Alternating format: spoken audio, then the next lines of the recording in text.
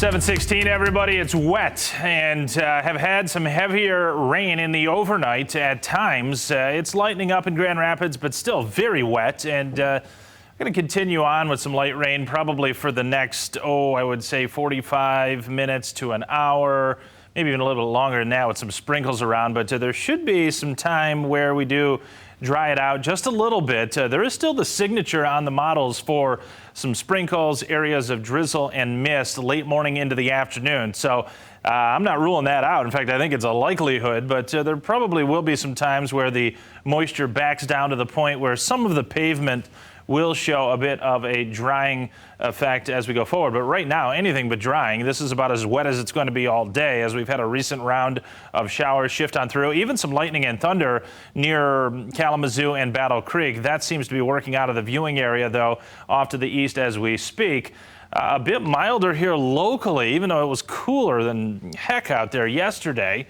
These green colors overhead, but look out to the west. I mean, it gets much colder. We're talking about 30s on board, even some 20s over Wyoming, and cold enough for snow. You've been hearing about that, folks. Even if you don't pay close attention to the weather, likely you've been hearing about Denver, upper 90s, and then Denver, lower 30s with accumulating snow.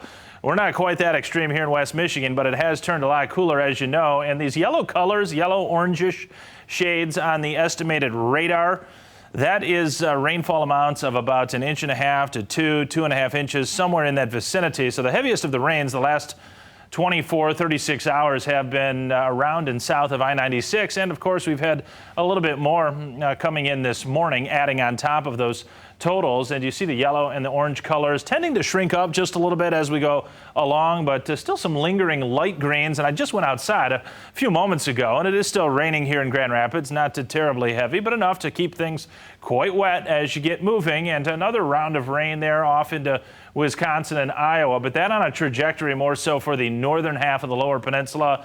Some moisture down to the south. That would likely be on a trajectory for us, but most of the high resolution modeling tending to kind of keep that over northern Missouri and Illinois. Some of this will break off in terms of sprinkles and drizzle and mist, but I don't think any additional pockets of heavy rain as we go forward late morning and afternoon. Look closely, a circulation over extreme eastern Utah working into western Colorado. On the front side of that circulation, that's where the heavier snow showers have been occurring, and it looks like generally around, but mainly south and east of Denver at this point.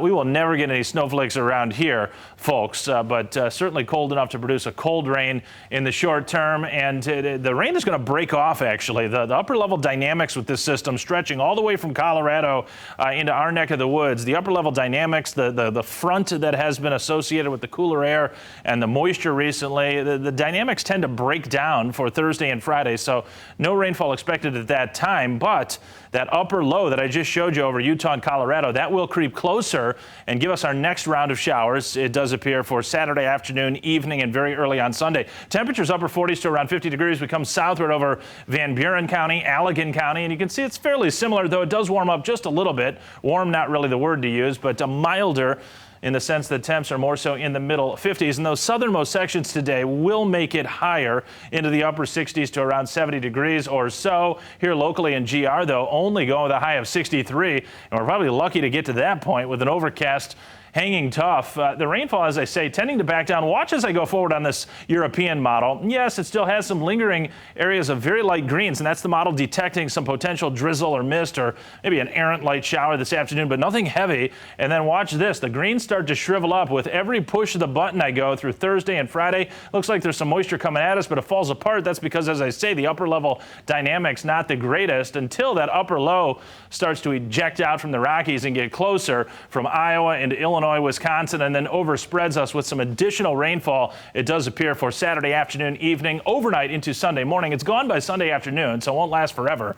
At least it goes away, and then we'll get some sunshine early next week. Not bad. Low to mid 70s Monday and Tuesday. Well, the pandemic here